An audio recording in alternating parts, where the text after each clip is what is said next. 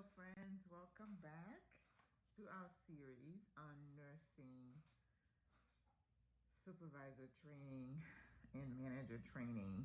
This is part of a 10-point presentation that I wanted to do as a teaser to my online course that I am developing. So I want to give you 10 points. We went through point 1, 2, 3, 4. And today I want to do point number 5. We talked about, do you have what it takes to be a supervisor? Have you taken an assessment to see what your skill sets are? And as I said, there is no right or wrong. We are all wired a certain way. If you wish to develop some other skills, you're going to have to work on yourself, which is why you're looking at me. You're watching this now, right? It's because you want to learn something. So I did like a little test based on a couple of groups that I belong to, and I asked, would you be interested in going through a training course? But most importantly, it's going to be a coaching class, because you guys know what we are going through right now in long-term care. And the situation is dire in a lot of buildings. Some days are worse than others. And we have unit managers, DONs who are quitting left and right. But at the same time, this weekend, we had like a snowstorm in some of the areas of the country. And there was a post about how people are walking miles to get to work, how they're working doubles and supporting each other just because they love their patients so much. And that reinforces to me that nursing is really a calling. It's not just a job.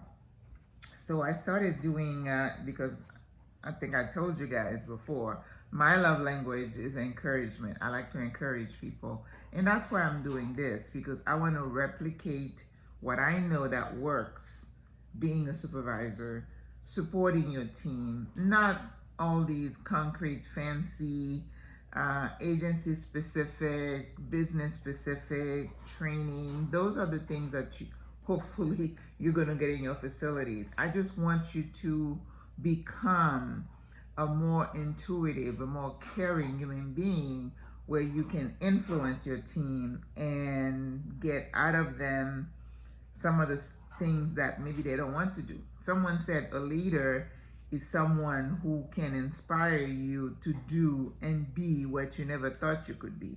That is a leader. This is what a leader does. They inspire you to do better. So I am a leader, I think. And as I said, I believe leaders can be trained, but also you need some intrinsic traits and characteristics. So you have to enter into these positions with an open mind, as I said that.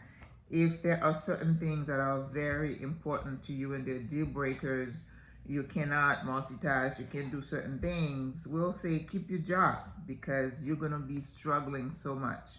But if you have certain basic skills, then you can improve on them and that will make you a better, more successful, and even a thriving manager or supervisor, because the job is not easy. So you have to be strong, you have to be assertive, you have to be able to multitask, you have to love people. If you don't like to be around people, if you have trouble dealing with people with different personalities, how are you going to manage your team? You know what I mean? You don't have to like everybody you work with. You have to be able to work with people you don't like, right? Okay, so this point today is going to be all about developing your people skills. Again, hopefully you like people. Learning to accept people for who they are, but at the same time, get them to a point where they can perform. That takes skills, and that takes a lot of patience. One thing about being a supervisor manager, you have to take a long view of everything that you're doing. Of course, certain things have to be short term. Patients have to be bathed and dressed and fed and taken to therapy, taken to their appointments. Those are short term things, to get your unit to function. But the long-term thing is teaching your staff to be to manage their time better, to work more cohesively as a team, to respect each other, to take care of themselves. Those are a little bit more long-term, okay? But if you are dedicated, so last time, we talked about when you transition from being a floor nurse, a cart nurse, to a unit supervisor or a manager. And there's a transitional period because your team is used to you being one of them. They're your peers. You hang out, you used to eat together, you used to gossip together, you talk about management together. Now you've kind of crossed over. And some of them can even look at you as a traitor, kind of, sort of. So I always say, if you expect certain behaviors from people, when it happens, it doesn't surprise you. So as a supervisor, you have to anticipate that some, not all, but some are going to resent that you got chosen and not them. Even if they didn't want the job, some people are going to be jealous just because you have moved up a ladder. That is human being for you. But if you anticipate it when it happens, you're like, okay. And I talked about giving that team a time for them to accept your new position, your new role. So now you're going to have to set the boundaries. Okay, yes, we used to hang out, but now I'm in this role. I have a job to do. You have a job to do. So therefore, let's get together and see how we can get it done. Okay, we're not going to play favorites. I'm going to. So I know when I was in home health, we used to have team meetings. When I was in long-term care, I don't remember getting.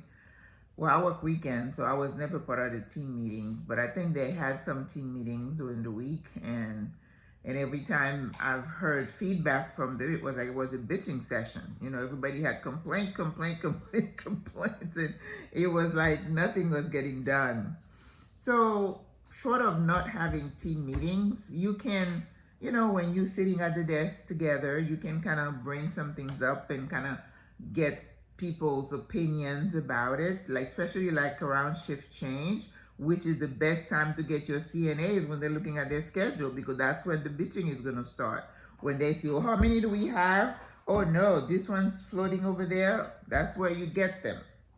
And it can be a volatile time because the 3 to 11 is coming up, and okay, so how you approach them, it's going to be important. So if I was a new supervisor and that was the best time for me to get to meet the team. If you're coming from the outside, you don't know them. So you're going to say, hi, I'm Maggie. I'm the new supervisor. How are you? It's so nice to meet you. What is your name? You're looking at name tag. And I always say, I'm terrible with names. So if I misspell it or I call you something else, please forgive me ahead of time. So you want to be proactive and open the door and let them know who you are. Not that you're going to assert certain kind of authority. That's not the point. The point is they need to know who you are.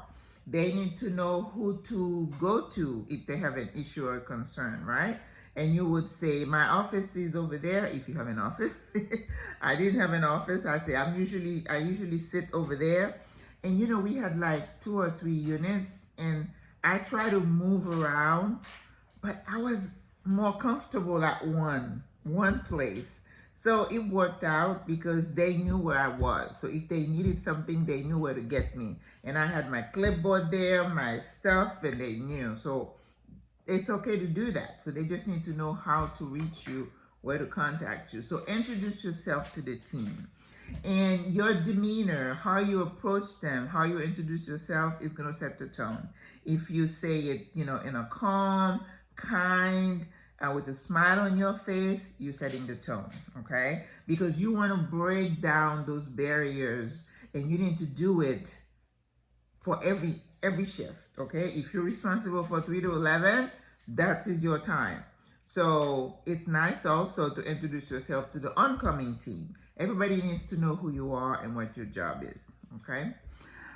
The other thing you want to do is really spend some time getting to know them. You know, somebody like me who's really, really bad at names, I may have a pad and try to, you know, write their names down.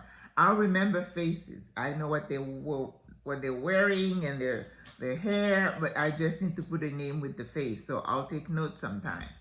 Always have your name tag on so they know who you are. And then it's not gossiping, but you get to kind of find out about people by talking to other people. You might say, is so-and-so here yet? Oh, she's always late. Well, that's a good piece of information for you to know, that maybe later on you would say, I noticed that you're coming like 10 minutes later. Is everything okay? Because you see, this is a skill right there.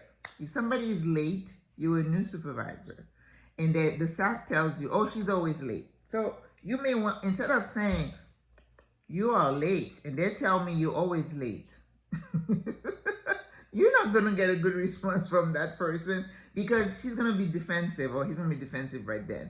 But if you say, well, I noticed you're coming late a couple of times. Is everything okay? Are you having any issues? It could be that they couldn't pick up their kids. It could be that waiting for somebody. It could be that daycare. You know, and people have lives, and life happens. So if somebody says, oh yeah, I usually come 15 minutes later because I have to get my kids, I have to drop them off. I mean, you know, 15 minutes coming to because they're picking up their kids, that's not going to break anything, right? So you could say, oh, it's okay. It's not a big deal, okay? But if it's an hour, then you're going to have to find somebody else to cover for them. Then you're going to run into all this, well, why should I do her job, blah, blah, blah, kind of thing, okay?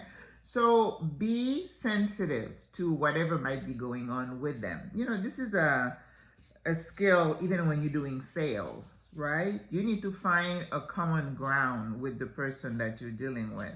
If they're into food, if they're into sports, if they're into golf, they're into knitting, or whatever it is, when you start the conversation, you bring those conversation in, you know, those words in the conversation, and they feel like they can have a connection with you. The other thing is, there's another point I'm going to say about be visible. I always start my shift by making rounds. Okay? I try to get there a little bit early, and then I say, what's going on? Anything I need to know? Did anybody code? Was there any elopement? Is there a family issue? Is there a family? Because you don't want to walk into a situation, if something was happening at 10 o'clock in the morning and it's not resolved, and you come in at 3 and no one tells you, so you're blindsided. Communications. So if it's not happening, and you get into your shift, and that family comes and they just rip you upside the head, you can go the next time to that day shift and say, you know, I was in a really difficult situation yesterday when Mrs. So-and-so approached me. I wish I had known what was going on. See how I approached it? Instead of saying, well, you know what? It was really bad that you didn't tell me anything about what was going on yesterday, because it made my life miserable.